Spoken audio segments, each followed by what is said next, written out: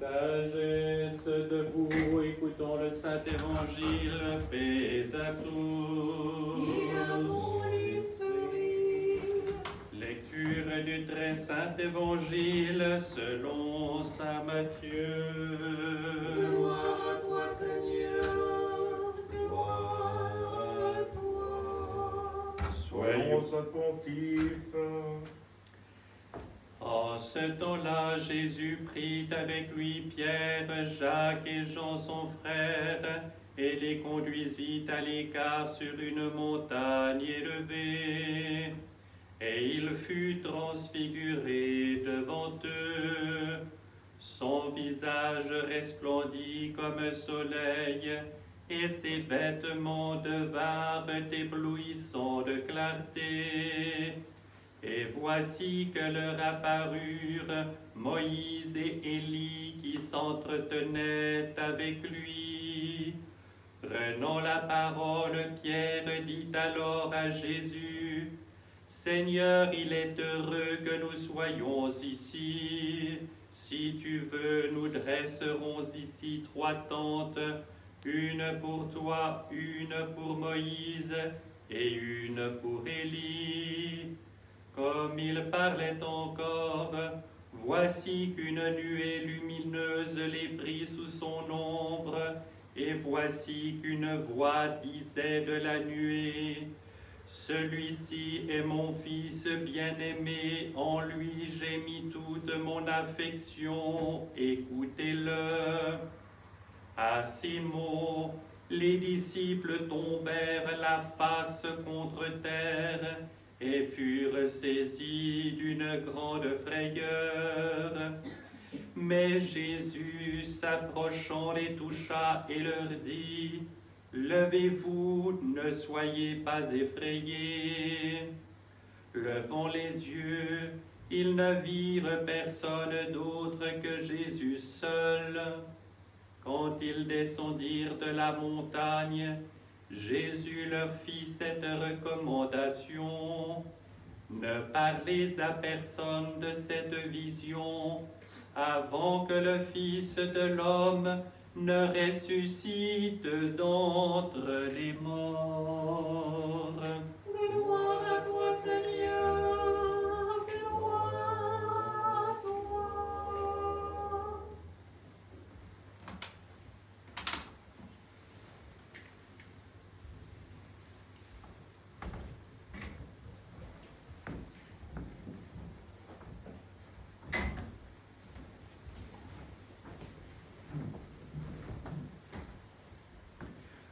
Au nom du Père et du Fils et du Saint-Esprit, ainsi soit-il. Chers frères et sœurs, je vous souhaite à tous une très lumineuse fête de la transfiguration du Seigneur.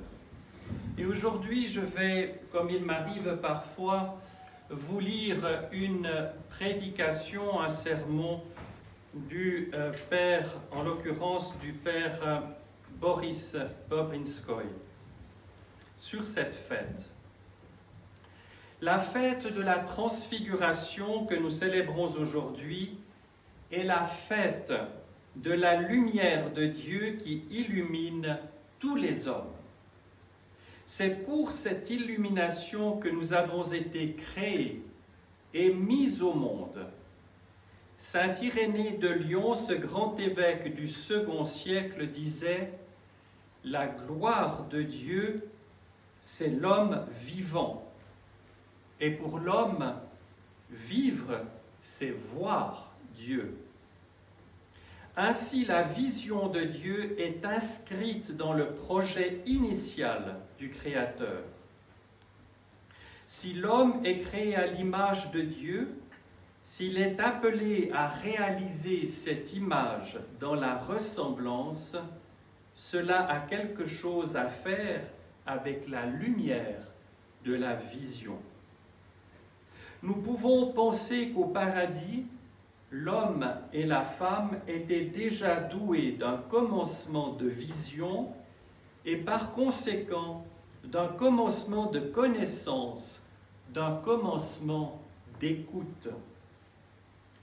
Dieu parlait à l'homme et l'homme était capable de percevoir sa présence et de répondre.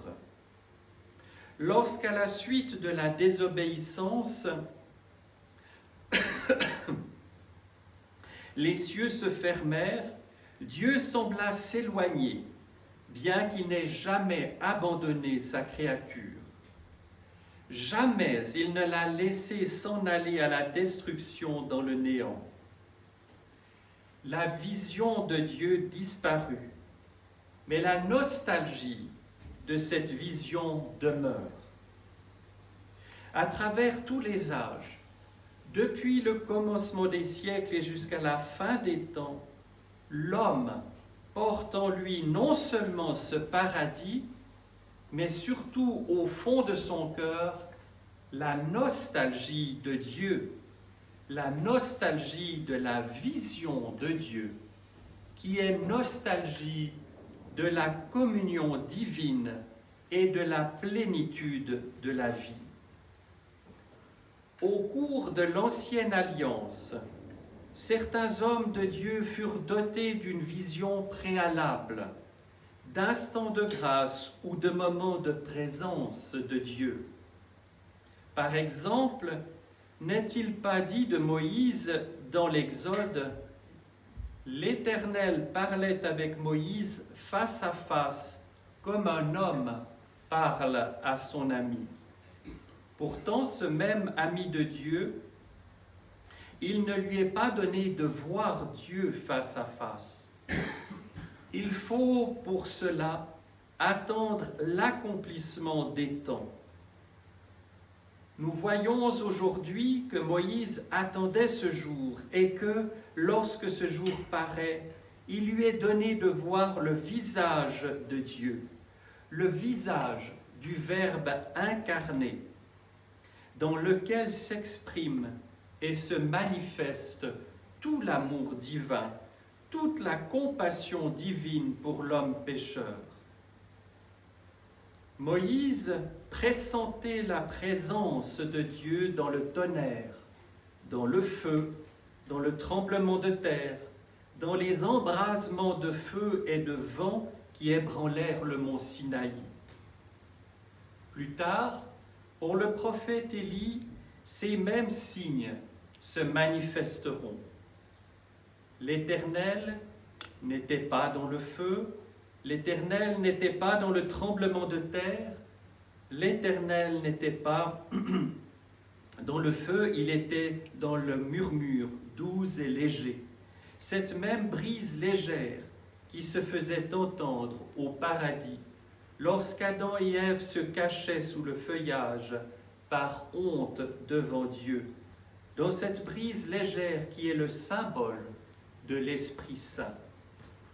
Lorsqu'Élie sent cette brise légère, lorsqu'il l'aperçoit, il comprend que Dieu est là.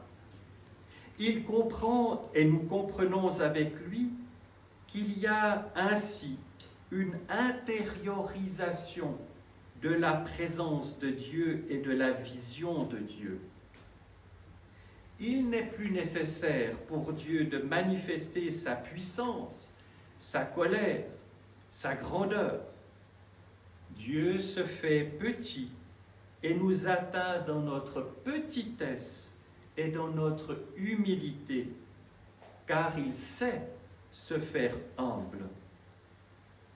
Nous avons dans les évangiles deux grandes manifestations de Dieu, ce qu'on appelle des théophanies.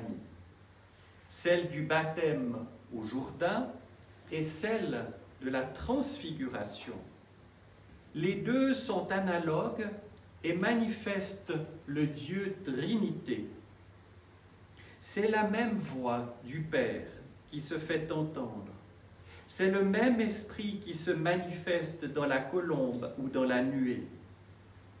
Au Jourdain, la voix du Père témoigne de la bienveillance, c'est-à-dire de l'Esprit Saint qui repose de toute éternité sur le Fils de Dieu, et ce jour-là, sur le Fils de l'homme. Jean-Baptiste entend cette voix du Père et en témoignera. Il en témoignera non seulement sur cette terre, mais aussi dans les enfers. L'Église chante le jour de sa fête qu'il annonce aux défunts leur proche délivrance. Il l'annonce à Adam et Ève qui attendent cette délivrance. Lorsque Moïse et Élie apparaissent sur le mont Tabor, c'est tout l'Ancien Testament qui est illuminé par la vision de Dieu. Tout l'Ancien Testament qui est signifié, qui est porté et qui est sanctifié. La dernière grande théophanie, ce sera celle où de nouveau Adam et Ève verront Dieu dans les enfers. À la suite de la Passion, quand le Christ descend aux enfers avant la résurrection. La transfiguration est l'annonce du départ de Jésus pour Jérusalem. Et à travers Jérusalem, pour la croix et pour la descente aux enfers, en puissance et en gloire et en lumière.